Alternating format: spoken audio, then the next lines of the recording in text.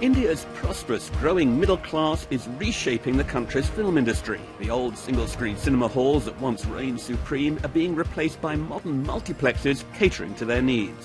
It's having a knock-on effect throughout the industry.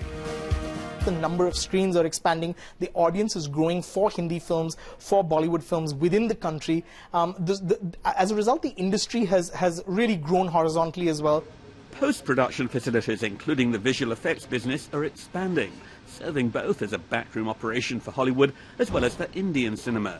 There is growth. This is one of India's biggest soundstages. It came online 2 years ago, and by the end of this year, 5 more soundstages are scheduled to be completed on this site. Some major productions have made use of this Reliance MediaWorks facility. It's been touted as a Hollywood benchmarked soundstage. The whole design, layout, etc., has been, kind of hand in hand with architects from LA.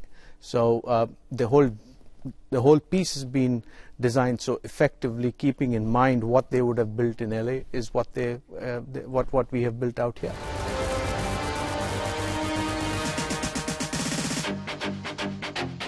This studio complex has so far been catering to Indian productions. They would like to get international business. One of India's biggest stars thinks the country's film industry needs to operate with a more international mindset.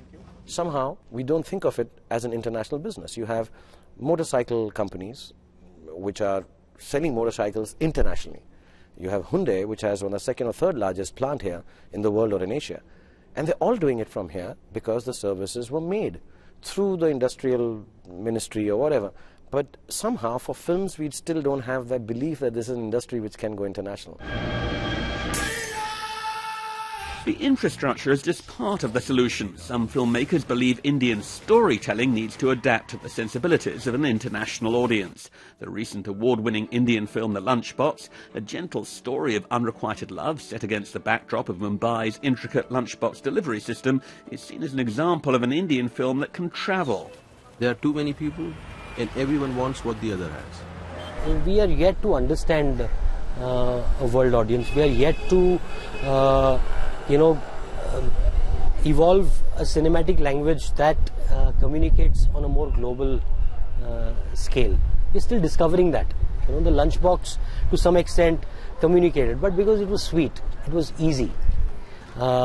Anything that is not easy, it's inconvenient. I think we need to be able to communicate in a much more global manner.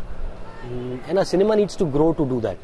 What's emerging through these efforts to serve an international and multiplex audience is movie making that targets a middle-class audience. One of the country's top screenwriters believes a whole swath of Indians is being left out by today's films. That's one of the regrets that I have, that our films are not relating very well to people who are not a part of the middle class, or who do not have access to theatres, or who do not have a whole lot of buying power. We are not telling stories about them. We are not telling stories to them. They are pretty much becoming irrelevant to the Indian film industry. So the growth, restructuring and realignment that's been taking place in Bollywood can bring great financial advantages and yield glossy cinema. But there is clearly a concern that it may well end up excluding some audiences and limiting the range and variety of Indian stories that make it to the big screen.